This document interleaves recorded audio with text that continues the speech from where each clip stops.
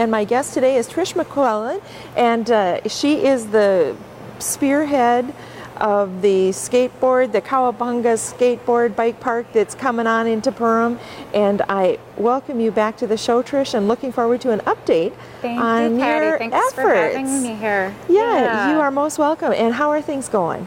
Really, really well.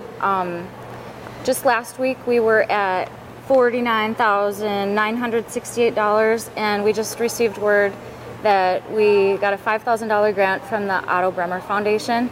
So wow, we have just $5,032, if my math is right, and you always want to check my math, but $5,032 to go. So that we are is very amazing. excited. Thank you. That is amazing. And I know the last time we talked was in the spring, and we were out on the site. And for the viewers that maybe don't realize this is happening or where it's going to be, why don't you fill us in on where that's going to happen? Okay, we have a really great spot picked out.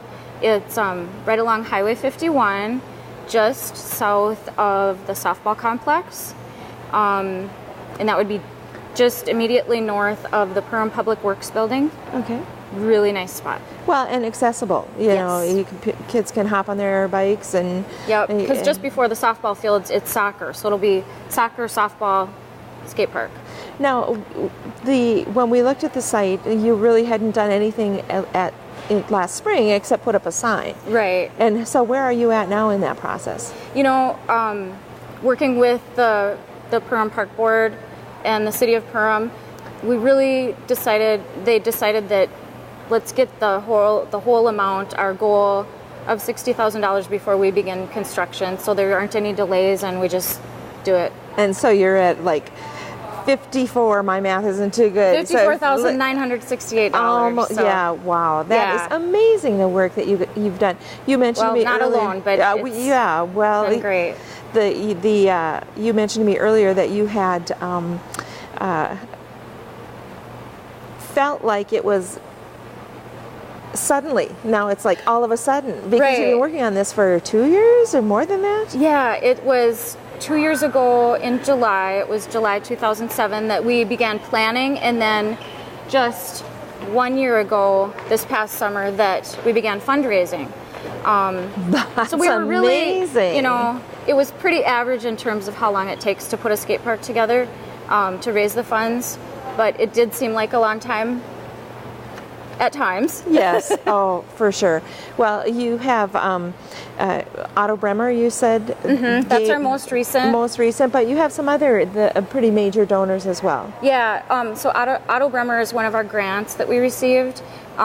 Lake Region Electric Cooperative, the Tony Hawk Foundation, those are grants. And then some of the big supporters in the community, KLN, ACS, Harley Carvinen, an individual, Perham Rotary, City of Perham, Perham Lions, and many, many more.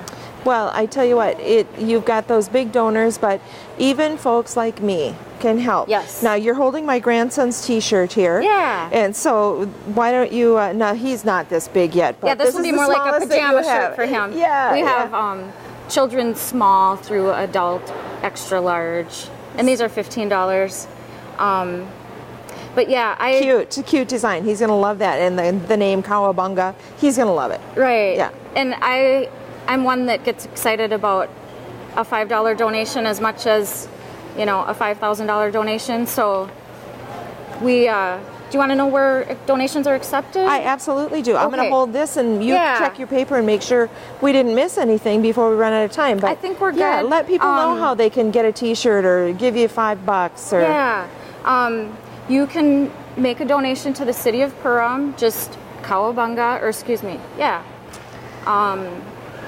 Cowabunga Skate and Bike Park, and that can go to P.O. Box 130, or you can drop it off with the city. Okay. And T-shirts, I'm still looking for a spot to display them. But well, maybe there's somebody listening that, you know, a business listening that would give you a portion of their counter. And yeah. So, do you have a phone number if anybody does want to get some more information? My number, 346-7761, or McClellan@arvig.net. That's McClellan. At arvig.net. At arvig.net. Well, very good. And are you right. still looking for volunteers to get out and keep things going? Okay. Always. So watch Very the good. paper for meetings, and can always get on my email list. So Perfect. Thanks for having us. Yes, Yeah. and give Trish a call or an email if you want to help out in any way with the Cowabunga Skate and Bike Park that I'm sure is going to be breaking ground quickly. My guest is Tamara Uselman, Superintendent of the Perham Dent School District, District 549. Welcome, Tamara. Thanks Thank for you. being with us. Now, the last time you were on, we were talking about passing the referendum. And now this has not happened, just, a few votes short for that. And so what are you doing now? Well, we were a few votes short. It was a 48 to 52% vote. So we've made some progress in terms of closing the gap. But it is what it is, and it didn't pass. So now we move into the really deep work sessions, and the school board has planned 2 work sessions. In those work sessions, the first goal is to take a look at fund balance. Our auditor recommends that we have just to keep the district safe, $2 million in a fund balance, and we don't have near that. In our fund balance, we probably have around $600,000. So what we need to do in working with the school board is to determine a goal for a fund balance that we think will keep the district solvent. Nobody wants to run the district into statutory operating debt. Once we have that fund balance number, then we'll know in order to meet that goal, that's our target, what kind of reductions do we have to take out of our budget. And so I'm assuming that'll be somewhere between $300,000 to $500,000. When we do reductions, we always start with how do we keep the classroom safe, and we cut from the outside in. We've done that so much that I have a deep concern that this time it's really going to impact children very, very deeply. And it won't be just for this school year. As you know, Patty, it's no secret that the state is not in good financial shape. So we're anticipating $0 new dollars from the state, no inflationary cost coverage coming to us from the state. And we're going to work to reduce expenses like we've worked for 4 years and cut several $1 million out. We'll do that again, but the bottom line is this time it's going to take out teaching staff. There's just no way around that. It'll take out programs for kids. The board's goal will be to minimize that damage within 1 year, but taking a look over 2 and 3 years without the financial picture getting any better, the cuts only deepen. So we have really hard work ahead. We have a tremendously large problem to work on. Our school board's taking it seriously in their 2 work sessions. They're asking for public input, and I think our public does a nice job of giving input, quite frankly.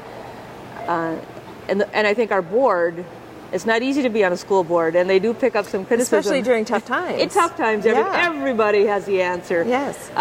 So our school board does a nice job of listening to everybody's answer, and they do take it seriously. And then they come back in and they say, is that a good decision for the children in the long run? People might have an idea to save a few dollars, but our board really has to focus on what they were elected to do, and that was to take care of the children's education over the long haul. So we do indeed have our work cut out for us. Well, I have 2 questions for you, Tamara, and I don't mean to put you on the spot, but one, will you do a levy again? Will you ask for that? Will you have to go to the voters again? It's a fair question, and the school board will have to decide that. And I think that's part of public input too. When they see the kind of cuts we're looking at, I think the public will need to say to the school board, either don't bother and keep making those kind of reductions, or please go out and ask again. For me, as difficult as reductions are, and they are terribly painful, and we're at a position where they're going to be extraordinarily painful on children, I think you always have to ask the public first. Okay. Shall we keep doing this? Shall we save what's left of our school? Can you help us at this time? I got another just real quick question. We've got about 20 seconds left. Are you and the staff, students' morale okay? Staying positive? You know, I think when you have a common enemy, which is lack of money, you have to shore up, and you can choose your attitude. You can choose to say we're taking this thing on in the best way we can, or I'm going to give up and cry. But the issue's still there. So I think our morale is as strong as it can be, and I think we're going to have to shore up and make it even stronger for this for this problem we're going to work through. Very good. If you have public input that you want to give to Tamara, give her a call at 218-346 4501. 4501. Thanks, Tamara Uselman, Superintendent of District 549.